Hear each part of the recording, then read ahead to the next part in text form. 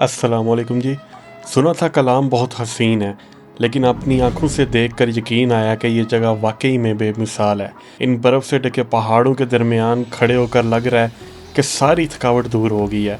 दरिया का शोर और ठंडी हवा, ये मंज़र इंसान सब कुछ भुला देता है। यहाँ की असली खूबसूरती यहाँ के सुकून में है, जो शहरों की भीड़ में कहीं खो जाती है। हर मोड़ पे एक नया नज़ारा है और हर मोड़ पे एक नया मंज़र और हर तरफ एक नई कहानी। आपने अभी तक कलाम को अपनी बकेट लिस्ट में डाला है या नहीं?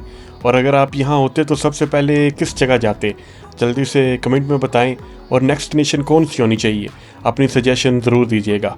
अल्लाह हाफिज़।